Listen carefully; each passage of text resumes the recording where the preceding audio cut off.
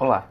Nesse vídeo a gente vai debater a questão do currículo e do novo ensino médio.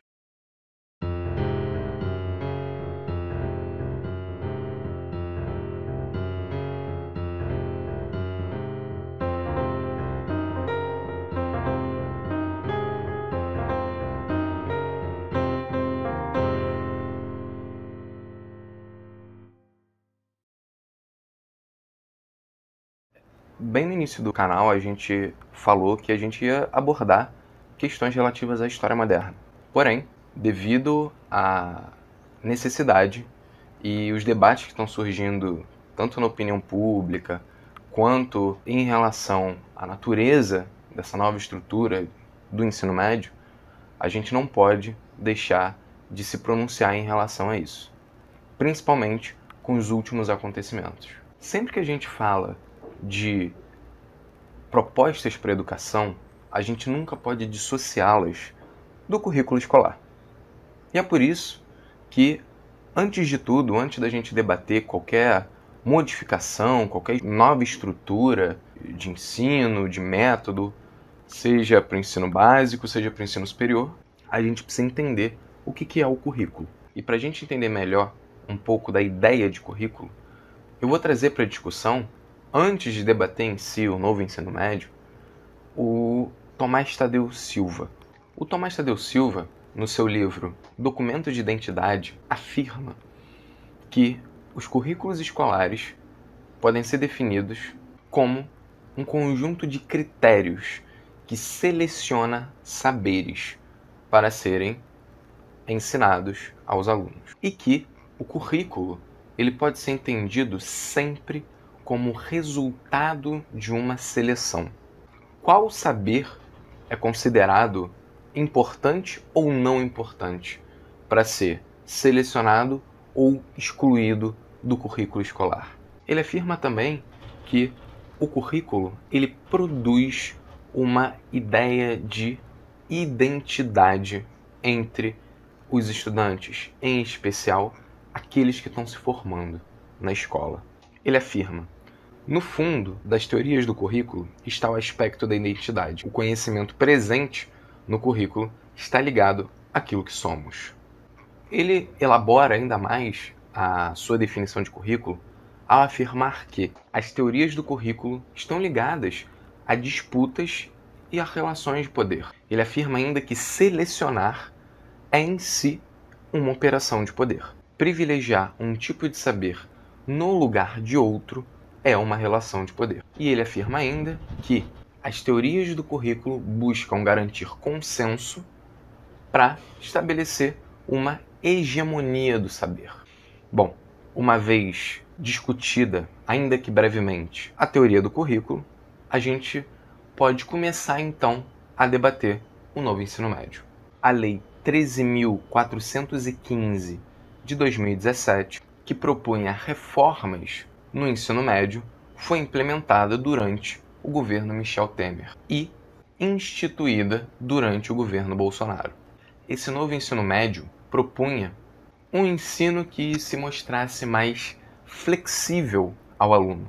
Porém, o que a gente pode observar com o passar do tempo foi uma profunda precarização do ensino, dos alunos e das condições de trabalho dos professores. Com exceção de português e matemática, todas as disciplinas se tornaram optativas, opcionais, que antes eram obrigatórias. Disciplinas como biologia, geografia, história, química, física, artes, passam a se tornar opcionais. Isso ocasiona, então, na melhor das hipóteses, uma diminuição dos tempos em sala de aula dos professores e, consequentemente, um saber menor que vai ser dialogado, transmitido, passado aos alunos nas salas de aula. Eu não preciso afirmar que isso acaba diminuindo as oportunidades de emprego e o próprio salário, a remuneração dos professores. Só que não foram apenas os professores que se prejudicaram, os alunos também se prejudicaram. Por quê? O novo ensino médio promove um aumento da desigualdade no país, em especial em relação à educação pública e à educação privada. As escolas privadas com preços de mensalidades elevados, por exemplo, muito possivelmente vão conseguir, de fato, implementar os itinerários e as disciplinas agora opcionais. Muito possivelmente sem grande sacrifício, devido aos seus recursos. Na prática, os principais afetados vão ser os alunos do ensino público e das pequenas escolas privadas, onde ocorre um ensino para preparação de mão de obra barata para os estudantes mais pobres e um ensino muito mais robusto e científico para os estudantes com maior poder aquisitivo. Por exemplo, as escolas públicas não vão ter verba para custear os vários itinerários previstos, aumentando ainda mais a disparidade entre o público e o privado. O novo ensino médio, ele propõe também uma maior dificuldade de acesso dos alunos que buscam cursar todas as disciplinas, em especial se esses alunos forem das periferias urbanas ou do campo. Muitos deles vão precisar sair, às vezes, para outra cidade ou para um bairro distante para conseguir ter, de fato, aula de todas as disciplinas. Um outro ponto extremamente problemático do ensino médio é a questão do notório saber. Os professores vão poder lecionar sem a formação específica para as disciplinas, sem necessariamente ter que comprovar a sua capacitação, apenas com um notório saber. Por exemplo, um professor de filosofia, ou um professor de história, ou um professor de sociologia, ou um professor de geografia, pode dar aula de todas essas disciplinas ao mesmo tempo.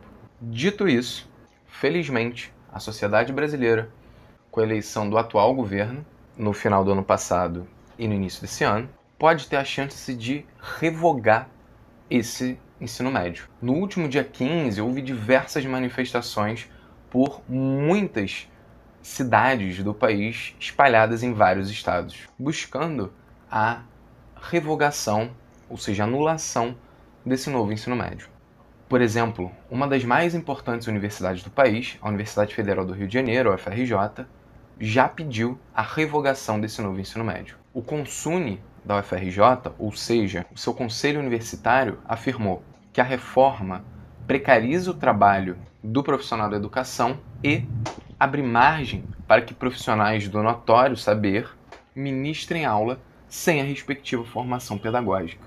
Assim a gente conclui: por que propor um ensino médio que promova ainda mais desigualdade no nosso país? Em especial quando se fala de educação, de ricos e pobres. Está na hora da gente começar a disputar um currículo que democratize o conhecimento e o pensamento crítico dos alunos, diminuindo os privilégios da sociedade. E para isso, é profundamente importante que a gente se manifeste, tanto nas ruas quanto nas redes. No fim, esse novo ensino médio, ele quer propor uma reforma voltada para os interesses da grande burguesia nacional, que não prepara as populações mais pobres para a universidade, mas e apenas para o mercado de trabalho. E aí a gente pode citar os participantes, os idealizadores desse novo ensino médio, que não foram professores, mas sim institutos do Banco Itaú, a Fundação Lehman, o Instituto Ayrton Senna e outros grandes conglomerados do mercado. Recentemente, o deputado Glauber Braga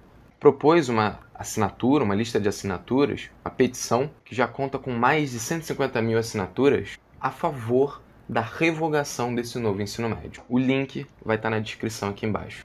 É importante que a sociedade brasileira se mobilize. Se você conhece alguém que estuda no ensino médio, se você é professor, pai, tem irmão no ensino médio, é importante que você se mobilize e você debata com as pessoas para mostrar que esse novo ensino médio é simplesmente um absurdo.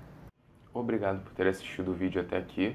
Eu sou Rodrigo Franco, doutor em História Social pelo programa de pós-graduação em História Social da Universidade Federal do Rio de Janeiro. Curta o vídeo, se inscreva no canal, ative o sininho e comente sugestões, dúvidas, vídeos que você gostaria de assistir aqui no canal. Aqui embaixo também vão estar alguns links sobre artigos que eu produzi e livros que eu publiquei.